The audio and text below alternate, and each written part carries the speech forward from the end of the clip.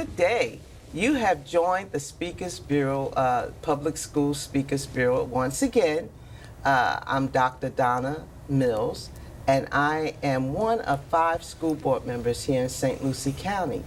We have the Speakers Bureau in order to encourage, inspire, and motivate the community, not just our children, which is the most important group, but also the parents and also just individuals throughout this community of all ages. So I hope that you enjoy our program. And I just mentioned this to you if you're a first-time viewer, that we have a different speaker each month that shares their life story with the community. And they come to do this because they want to also be a part of inspiring others that no matter what you are going through in life, you can be successful. So our speakers, many of them, they have had similar challenges as many of you have right now, and they were able to make it through and become successful in life. So this month, we have a very unique and special individual here with us. It is Mr. Will Armstead, and he is the CEO of the Boys and Girls Club. Welcome, Mr. Armstead. Thank you for having me. Thank you for your work and your service to our community. Yes. Now, you have several Boys and Girls Clubs, and we do here in the school district. Yes. And can you tell us more about your organization? Yes. So across St. Lucie County, we have 20 locations, 15 of which are in St. Lucie Public Schools. And it's, when you think about Boys and Girls Clubs as a national movement, we're in every state. We're across the water. I mean, we're in different countries, and we're serving over 4 million kids every year. And every day, 450,000 kids walk into a Boys and Girls Clubs. And in St. Lucie County, for the size of this county, we're doing some amazing things. 2,000 kids walk into 20 of our locations every single day. In the school district, it's been an awesome experience to be able to know that every kid that walks in our door eats a good hot meal at the public school. They get to learn, they get to get their homework done. There's programs that are going to be essential for their life. So it's just not made up programs, it's tried and true programs. Oh, yeah. And then we look at programs that are going to benefit a specific group or a specific school. So do you know when the Boys and Girls Club was founded? Because so many young people who are now adults and older people have benefited from the Boys and Girls Club. When did it start? So Boys and Girls Club started 150 years ago, and it really started with a couple ladies wanting to just get a couple boys off the street. Boys that just didn't have anything to do, they didn't have any fathers, and they were getting in trouble, and they wanted to give the kids a snack, let them, help them with whatever homework they were doing 150 years ago, but really just to keep the kids out of trouble. And then over the years, it evolved into what it is today. More programs that are beneficial to kids, whether it's social emotional learning, looking at workforce development for kids, and sports has always been a draw to get kids into the Boys and Girls Clubs. So nationally, there's so many programs. But we obviously we couldn't do it without having great partners to help us walk through those. Of course. I mean, we do it as a village. As a village, yes. You know, each state, each county, I'm sure, that has a Boys and Girls Club, it is hopefully doing it as a village. Yes. And along with the Boys and Girls Club within the school system, currently we have several after-school programs, including my own, Save Our Children, yes, that do the same thing, and started out just wanting to get kids off the street. Yep.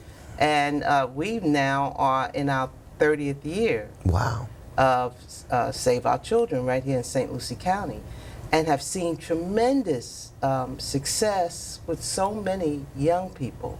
that otherwise it might have turned out differently. That's right. Yeah, and I know I hear the stories over and over again about Boys and Girls Club adults that now feed back and give back That's right. to it. Our board of director is someone who grew up in the program. Wow. And just all kind of celebrities and all kind of people talk about the Boys and Girls Club and what it meant to them and how it made a difference. Now that we've talked a little bit about the Boys and Girls Club, we want to know about your journey. You're very successful in the community's eyes today as far as your profession and what you're doing. You've become very well known within this community as the CEO, Mr. Armstead. So can you talk to us a little bit about your childhood memories? What was it like for you as a child growing up? Well, I think, as we get older and we learn about life in general, we realize some of our actions today are based on our childhood. And so for me particularly, without going into details, because it would take me probably a couple years to go through it. Just a little bit about it. But if I give you a little bit, I will tell you I grew up in a project-like area.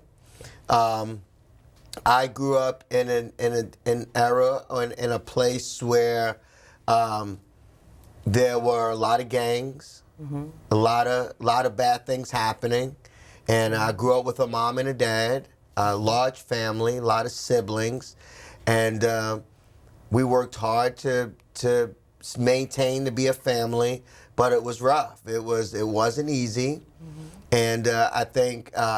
And a big thing, when it was all said and done, I've been able to come out on the other side of it. But there were a lot of things that a lot of our kids go through today that I've experienced myself. And I think that, as I get older and I get more comfortable with people to want to share my life's journey, it gets easier, it gets better. But as far as my work goes, my job is to make sure I protect our kids, make sure that they're safe, so that some of those experiences that I went through growing up as a kid, where I may not have been safe, I make sure that they're safe. That's wonderful, Mr. Armstead. What do you feel most proud of in your life? I mean, you talk about coming from the projects, and it's a wonderful thing that you had both parents in the home. Yep. Because so many do not have both parents. Some don't have any parents. Right. That the Boys and Girls Club is saving their lives, really, or giving them the opportunity to experience some stuff that can make them come out of that. What do you think, before we go into what I just asked you about most proud of, how did your parents influence your life growing up in the projects, growing up poor? How did they keep you out of the gangs? Or how did you keep yourself out? Or were you a gang member? I mean, give us a little more detail. Dr. Mills, I think it's important to know that I was a young black boy growing up in a time where we had to survive. And so my parents were very strict. They came from a strict background. And I believe that my parents did the best that they could do with the tools that they had at that time to make sure that I would grow up to be a successful man. And so they certainly made sure that, or attempted to make sure that I didn't hang out in the streets too much. But as a young man growing up in Brooklyn, that's kind of difficult to keep a young man, at that time, to not hang out and want to be with the people that were doing not so good things. Okay, now tell us, what are you most proud of now that you are the age you are today and you reflect in your life? Can you tell us something that you're most proud of? I think that I am most proud that I'm able to sit here in front of you and have a discussion with you. And when you look at just the challenges of just being, just growing up in the projects and just growing up, trying to understand who you are as an individual, and just fighting through it and kind of, fighting those battles that people don't typically want to talk about and fighting those experiences. So I think for me, I'm most proud of that. I wake up every morning and say, I'm actually the CEO of the Boys and Girls Clubs, and I have a bunch of kids who are depending on me to help them grow up to be young, healthy adults, living a healthy lifestyle. Whatever leader they're going to be, it's going to be in a positive manner. Not trying to raise everyone to be the president of the United States. Right. I want these kids to know that they have a positive adult who's going to put positive people around them. So I think, as a whole, that's what I'm most proud of. I still wake up every day saying, wow, someone selected me to be the CEO of the Boys and Girls Clubs. And I'm honored to do the job more than the popularity piece of being the CEO of Boys and Girls Clubs. How many years have you been CEO? I've been the CEO for 4 years. Okay. Now, what is your education background? What is your experience background that prepared you for this position? Because I know you have to, you've done some things to get to this. That's right. Yes. So it's funny how my life pattern went. So I grew up, I joined the military first, and I ended up getting my education online because that's the way my path went. And so as a young kid, I couldn't wait to get in the military. And it wasn't because I was doing a patriotic thing. It was because it was the thing I had to do at that particular point in my life as an 18-year-old. And so I joined the military. So what do you mean had to do? I had to do it because I really didn't know what I wanted to do. I thought that as a young man, I thought I was going to be a carpenter. But then I realized that I didn't like being in the hot sun and I didn't like being on the roof. And I did not have like a real path on which way I was going to go. And at that point in my life, I didn't have a mentor to say, hey, you can go this way or you can go that way. So the only mentor I saw fit at that time was the military. Like so many of our children today. Yes. And that's a great path to take when you're not sure, especially if you're not sure about the skill you want to take or, college. That's a good path. Exactly. Yeah. So what did that teach you? What did so the military taught me that that I had a grit that I didn't know I had, and that I enjoyed leadership. It taught me some disciplines. It taught me that I wanted to be educated, and then it gave me the opportunity, afforded me the opportunity to have an opportunity to go to college, to go to school, but when it was all said and done, to get my degree online. Okay. So you got a bachelor's degree in what online? In business administration. Okay. Okay. If you could travel anywhere, where would you go and why? I think that if I could travel anywhere in this part of my life, it would be to places where I could have the most impact on someone's life. And so I could say, I've been to Alaska, I've been to some other countries, I've had fun, but if I could travel, I want to travel places that I can have impact. So, I get to spend a lot of time in Haiti because there are kids in Haiti that are human just like us, that are suffering, and I want to be a part of that. Yeah. And so when I think of travel, I think of how I am going to benefit someone else, and particularly youth. Yes. For me personally. Yes, you sound like someone I know. I did Haiti for 20 years, wow. back and forth, developing schools, wow. developing a mission compound, developing churches. But it was all about those children. That's right. That, and the people, the parents. But I mean, when it's all about the children, it is about the parents. It's about the parents. It is about the teachers. It is about the community. You mentioned that you want to go somewhere where you can help. Recently, I believe, unless that trip was canceled, did you not go to the Bahamas? I did. Tell us a little bit about that. So when we got to the Bahamas, you know, they had the Hurricane Dorian. It, you know, my passion is about my fellow man. And so we got there, we found a little community, a group of us, and we went in and we were able to make sure that, now the hurricane has gone on for 29 days, so these people were sleeping on floors. They weren't really comfortable at all, so we were able to at least get them some cots, get them some food. You know, we figured out there was a few kids that are not going to school. How can we get them some books? How can we get them some things so that they can continue their education? We're talking 8, 9, 10-year-olds. So the trip was an amazing trip. It's a trip that I would do again a few more times over the next few months, because I want to make sure that we are helping as many people as we can. And thank you for your service and your willingness to do that.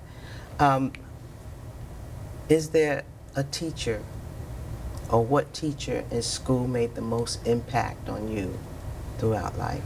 Do you remember anyone? I mean, I remember like 2 people. I do too. I mean, unfortunately, when you're moving so fast in life, sometimes you forget about the people who made an impact on you. And I remember, first of all, educators have a responsibility, and when an educator really does what they should do, they will be remembered by a student, even if they don't remember their name. Yes, I remember my I kindergarten teacher. I don't remember her name, but I remember her picking me up for whatever the reason was. I remember that, you know, so many years ago. I remember. You remember her picking you up? Picking me up. I remember the love that she showed me in kindergarten, and I don't remember what the circumstance was around it. It could have been me being in distress or whatever it was, but I remember the instant. That's incredible. Right, in kindergarten. Yeah, that's incredible that you remember that as a kindergartner, just the simple act of picking you up. That's right, simple act of kindness. Yeah, wow, that's good. But the person, and I didn't get a chance to tell him, I mean, he already passed by the time I could tell him this. But the person that I do admire was a assistant principal who said to me, Will, or whatever he called me back then, he was like, I need you to come to school every day. And if you come to school every day, I'm going to make sure you graduate high school. And he took a special interest about me. Like, he took an interest.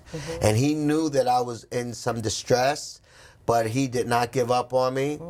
And, you know, I end up graduating high school. I end up becoming a senior sergeant in the military, end up getting my degree, end up being a person that had big responsibilities in big companies, and now is the CEO. And I think that person would be very proud that he took enough interest to say, stay in school, because he could have easily said, hey, if you don't want to come to school, that's your choice. But he took that interest. That's great. It sounds to me as if he saw the treasure that was in you. And that's part of our Kids at Hope philosophy for the adults, to find the treasure that's in every child, because every child does have treasure. That's right. And so to hear that story, you know, I think about a young man who we worked with, and he left for many years after a certain age, and he had some challenges while he was with us, but we didn't give up on him. And he came back many years later, over 6 foot tall, big young man, and he came back to say thank you. And he's now our chairman of the board. Wow. So the difference that we make with just those little gestures, I mean, and he was told as a child he would never become anything. And he was he had some problems. And right within the school system, he's now in his 40s, so this is going back some years. But he was told, he said another kid was told right in front of him, don't hang out with this kid because he's trouble. That's right. And so he almost dropped out of school. In fact, we found him in a park on a day where he was supposed to be in school. and my husband picked him up, and he shouldn't have got in the car, but you know, he just was in that type of mind That's frame as a right. kid, and talked with him, and then he became part of the program. That's awesome. And so, yeah, those little gestures, that picking you up as a kindergartner, made a difference. And so we want to encourage our educators and our support staff that little things can make such a tremendous difference as we connect with children. That's right. Okay, let me ask you this. Why did you choose the profession you've chosen today? Why? Well, first of all, I think it was chosen for me. Okay, okay. I do believe that God is real, and I believe that I'm not going to bite my tongue on that one. And I believe that He's allowed me to work and do things in companies that people like me growing up would not have had those opportunities, but He gave me those opportunities. But He also gave me a passion for kids.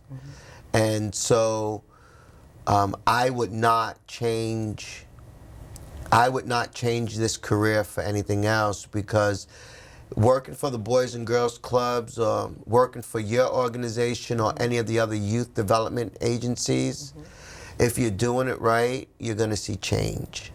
And it's part of the growth of the community. And when you look at, for me, when you look at St. Lucie County, if we want to make a difference in this county, we got to look at our youth and how we can develop them. And so the county is, number one, is such a great county. And I've been in a lot of places, and this is one county where it seems like people really do want to work together, even though it has its own, And it hasn't always been like this. Yeah. So it's been years now where people have wanted to work together and to make a difference for the county. Whether they're in the police department, Right. sheriff department, churches, Right. the school, St. Lucie County Public Schools. I mean, we're working together as a network Yep. to improve and help our children. And we've had tremendous success in the last 4 years, 5 years. Well, and the one thing I like about it is that you guys in this community, I'm not gonna say you guys, we as a community, we sometimes fight like brothers and sisters and with our parents and but as a community, I see everybody has the same common goal. And so I was telling somebody the other day that I could pick up the phone and call Dr. Mills, right? I could pick up the phone and I can call a commissioner. I can call the police chief. I can call all these people that if I were in another county or another state, that I wouldn't be able to call all those people and rally them around a kid within a couple minutes. But we in this community, we could rally around a kid or a school or a situation that's going to benefit the community as a whole. So, and I think the other piece of why I enjoy what I do is because I know that I'm here for a purpose with the kids, and I built a great team that is allowing me to do what I do. And you can only work for me if you have a passion for kids. If you have a passion for kids, then you can work for me. But if you're just here for a job, then you can't do that. So I'm just thankful for it all. Yeah, that's great. Now, with all of the work that you do, and when I said something about traveling all over the world, where would you go and why? And you talked about helping. That's like more work. Right. So I'm like, one of the places I want to go before I leave this earth is Africa. Yeah. But I've said several times I don't want to go as a missionary. Right. I want to go as a tourist. As a tourist, okay, yes. Because I've done a lot of missionary work, and I just want to do some things for relaxation and fun. You know, you got to balance out life. That's right. So how do you spend your free time? Well, I'm married, and I have a lot of kids. My wife and I have a lot of kids, and A lot of kids, meaning how many We kids? have a lot. We love every one of you. We want to know Let's how make many. sure. We just recently adopted 2 kids, 2 Yes. boys, 2 brothers, and we have 8. My wife and I have 7 kids, and we've raised her cousin, and so in total, that's 10 kids. Okay. But I think my wife and I, we love to spend time with our family. We love to spend time with the kids. We enjoy traveling. Now, we do travel. Now, don't get me wrong. We go to New York. We love New York. We go to some other places 3 or 4 times a year just to kind of get away from the work life. And we like to venture out. We do like to go out and try new things, try new restaurants, try just new adventurous things throughout the United States, and we've been all over the place. That's so great. Now, we do like to have time. If you ever won the lottery, If I ever won the lottery, what would you do? you know, if I were one of those winners who won, you know, $500 million, I could tell you half of it right away would go back into the community. It would go back into youth programs. You could only spend so much money. Yeah. Right? And it would only go can back do into, but so much it could- without Exactly. so much money. Yeah. I could see myself helping and rebuilding homes for families to get them out of that. They just need a leg up, and then they can kind of get that little bit of gas, and then they'll keep going. But I would put a coalition of people together and half the money and figure out what we were going to do with humanity in our county. Okay, and with that answer, if you were president, what would be the first thing you would do? If I were president, the first thing I would do is to, I would say stop all the noise. Stop the noise. Stop okay? all the noise. As president, Okay. I would want to put more money back into our youth. I would want money to go into the arts. I would want, because the arts, for me growing up, I had the opportunity to go to Pratt Institute on a little small scholarship as a kid, and I tell you, it definitely was a benefit to me. My kids were able to be part of the arts. They all are so well spoken. You know, they're very articulate. They can strategize. So I would want to make sure that if we want to talk about a special interest, that would be that was a mandatory thing across the country, is to bring the arts back into school. Wonderful answer. Thank you. How would your friends describe you? Oh, you know, we're almost out of time now. This has been such a great interview with you, Mr. Armstead, and we're just about out of time. So we will, in the future, at some time, bring you back on. Yes. And one thing I want to say is that the school board of St. Lucie County and the superintendent, we really appreciate your work and our collaborative partnership together. Thank you. And even more so, I personally thank you for coming on this program, the Speakers Bureau, today, and sharing with your life story to inspire someone else. Thank you. Thank you. Mr. Armstead. Thank very you. much. So Thank we you. thank you so much.